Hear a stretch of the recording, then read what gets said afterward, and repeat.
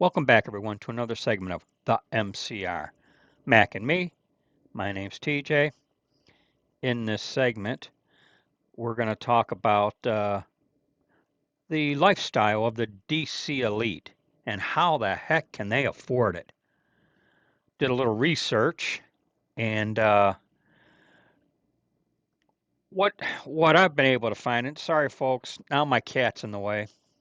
I guess the question of heads or tails has been answered. uh, Sorry about that, everyone. She's on the floor now. Uh, According to my research, the representatives and senators make 174,000 and change, yet they're living the lifestyle of millionaires. And how the heck are they pulling this off? You know? Well, many of them are millionaires. Yeah. How? How? Well, it And isn't it isn't from their congressional or Senate salaries. That's what we know. yes. And we're going to discuss uh, politicians, representatives on both sides of the aisle. Heaven forbid someone say we not be fair and balanced, you know. So we're going to start with AOC. She had quite the party down in Puerto Rico, however they say it in Espanol. Uh, and she spent well over $50,000 on a venue that involved Bad Bunny coming in and providing the entertainment. And a lot of people are wondering, how the heck did she afford all that? You know? Uh, and of course, she's been running around with her sidekick Bernie Sanders, dogging out billionaires, while both he and she are living the life of millionaires. You know? Yeah, calling people oligarchs and as I read about both of them, a good title for both of them is champagne socialists. Yeah, really. Uh, and last I heard, Bad Bunny was going to be providing halftime entertainment in the Super Bowl. Uh, he's in an interview. He said he's not going to perform in the continental U.S. because he's afraid that a lot of his fans, patrons, those who would come to his entertainment venues, he's afraid ICE would set up outside the gates and arrest his fans as they're coming or going because, well, maybe because they're illegals, you know? Well, they're not just that; they're child rapists, terrorists, murderers, and so on and so forth. Not to mention committing fraud upon the American people. So that's what he's about. That's who he's for. Yeah. So that we're clear about that. And, AOC, I guess she dished out the big bucks Yeah. to do all this. And, More than her Google estimated net worth. oh, yeah, yeah, big time. Apparently, she spent every dime she had getting this concert venue. Yeah, we say that because if you Google her net worth, it comes back with a, a an unbelievable $49,000 and change, and who even believes that? You know, I just, you know what? Shame on Google, but Well, Google is corrupt as hell. Facebook is corrupt as hell. They're all corrupt as hell. I mean, in fact, when I searched the people that we're going to talk about in this video, I got Dan Crenshaw immediately. I got MTG immediately, but I had to search for the fictitious net worth of Alexandria Ocasio-Cortez, well, you mentioned Dan representative of New Crenshaw. York. You mentioned Dan Crenshaw, so we'll just launch into a Republican now, and he had his party, 40th birthday party, and I guess he brought in some, and I never even heard of this guy until this became a controversy. Some DJ called Steve Aoki.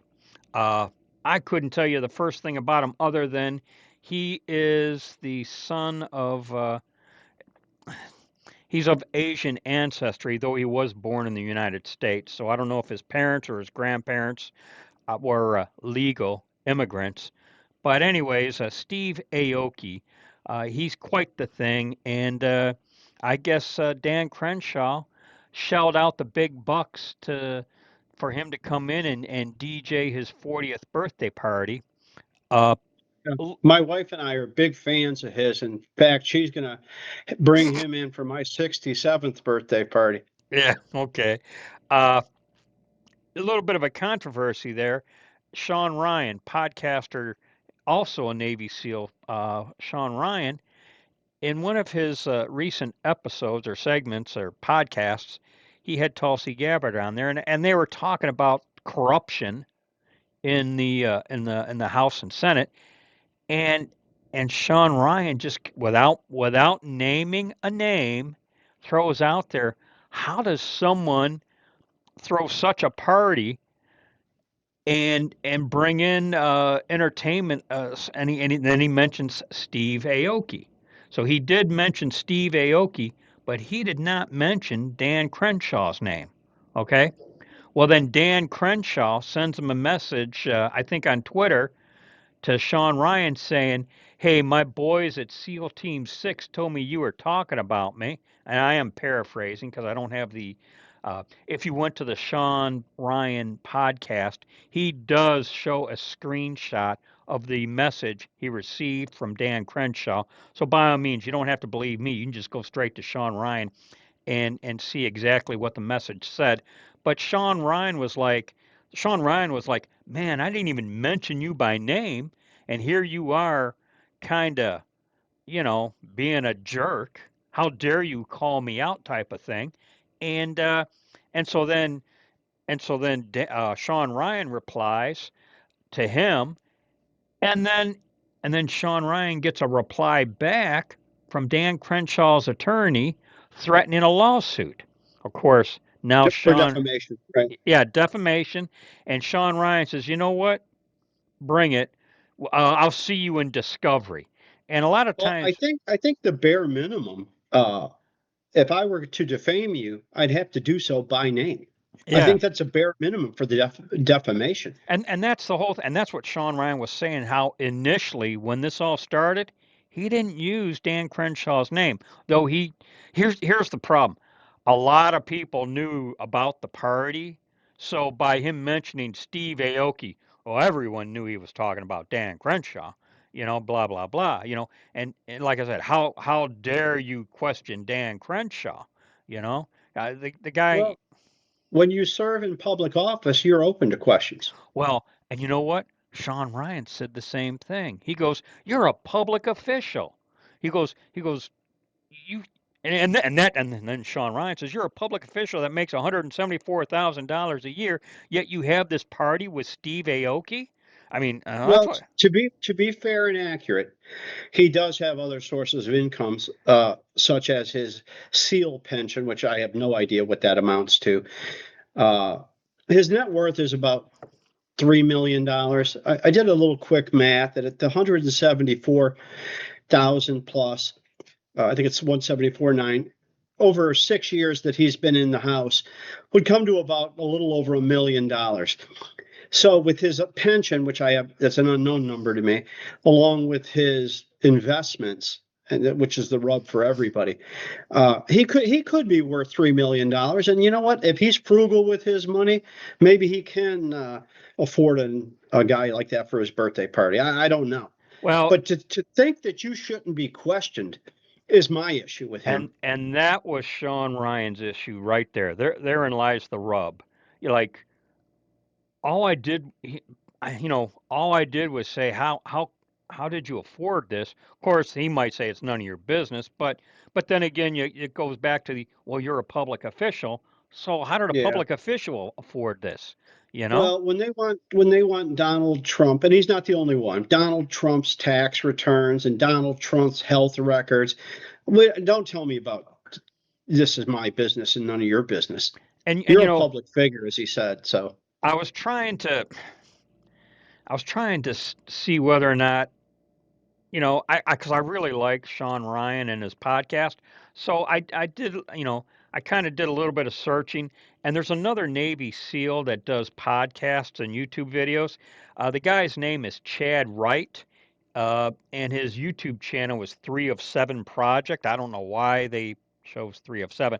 Very interesting guy. He's got red hair. He's got a long red beard, but he appears to be a very simple living. He's not extravagant. He just seems to be. Okay. He really. I think he makes an honest effort at just being an average guy. He goes. He goes. So if this is all about Navy SEALs, he goes. I'm an ex-Navy SEAL, and he goes. And you know what? I think Sean Ryan might have a point here. In other words, because he's a Navy SEAL, Dan Crenshaw's point was, how dare you question a Navy SEAL and that kind of stuff too, right? Yeah. I'm a Navy SEAL. Well, Chad Wright was like, well, I'm a Navy SEAL too, and I think Sean Ryan's right. Yeah. It was just kind of funny the way Chad Wright kind of inserted himself into this, you know. But and you can see 3 of 7 on YouTube. Kind of a really interesting guy, I would tell you. Maybe So he's the third son of 7 siblings. I don't know, maybe. But when you see a guy with a really, and the guy, things like about a foot long, okay, red beard, you got the right guy. So, Perhaps anyways, he's a Viking. yeah, maybe. Uh, so we'll launch into another Republican who may be withdrawing from politics here soon, and soon, hopefully soon. Marjorie Taylor Greene. And right off the bat, I had heard and read that she timed her resignation so that she would qualify. That gets her within the needed 5 year time span that qualifies her for some kind of house pension. Okay, and I did, Mac. You might know this. Is this for life? Do they get this for life? Yes, I believe it. I believe it's for life.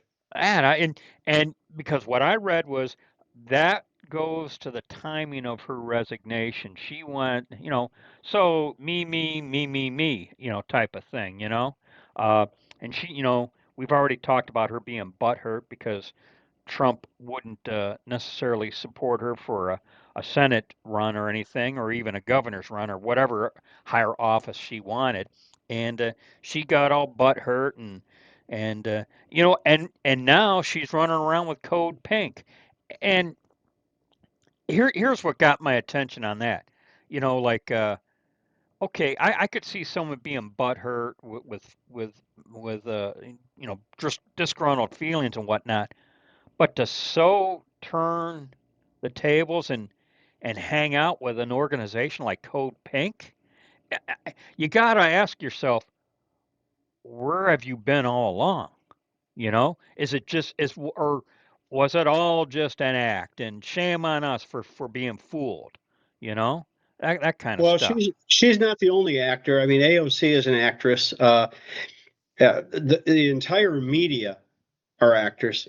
I mean, if you look at Candace Owens and Tucker Carlson and Shepard Smith, to go back a few, they just flip the script and they say or take the opinion or position of whoever's paying them. Well, uh, something else that was brought up, and Sean Ryan brought it up. And actually, I think a person on Sean Ryan's podcast may have brought this up, where it was referenced how, and I won't, to keep us out of trouble, I won't say the name other than he cited a particular individual who bought stock in Meta while simultaneously uh, making it known that TikTok needed to be banned and outlawed and this and that, and Meta being a direct competitor to TikTok, its stock was going up, and uh, perhaps one of the means, because we keep hearing the phrase insider trading, and you know, I don't know if that's necessarily what insider trading definition is, but when you invest in one company that competes with a company that you're uh,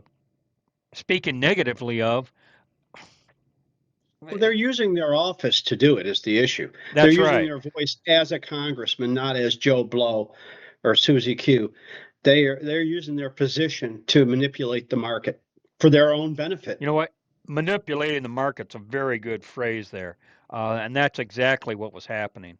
So, uh, anyways, as a as an honorable mention here, we're going to throw in Pelosi's name, okay? Uh, and how she always made the excuse about it was her husband's money. Her husband did this. Her husband did that. He invested here. He invested there. Blah blah blah blah blah. You know. And in speaking of spouses, I was uh, I was reading somewhere that a lot of these politicians, as they're running for reelection or even perhaps election, but as their for their elections, they will employ their significant other, their spouse, and this spouse is paid from their war chest, which is basically consists of political contributions. So they're getting these political contributions and then funneling the money to as they because they'll pay the employees. Well, the significant spouse is like the top employee of their reelection campaign or something, and it just funnels the money from the war chest directly into the Money. into the It's family. another form of it's another form of money laundering. Exactly. Yeah. So lifestyles of the rich and famous in D.C. is kind of Well, they're all playing their part, as you like to say. yep, yeah, they sure are. And anyways, you know, th- this kind of came to light in the past week as it just seemed like one politician after another was making the headlines over extravagances in their lifestyle, you know.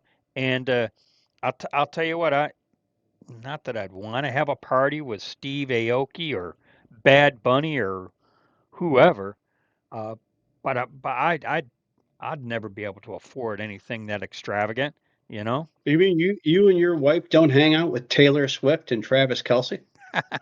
No, no. So hardly. Anyways, I guess that's it. You got any final thoughts there, Mac? Nope. No, it's pretty much covers it. All The right. uniparty is at work. Yep. All right. That's it, everyone. We'll catch you in the next segment. As always, be safe, watch your six, and don't tread on me.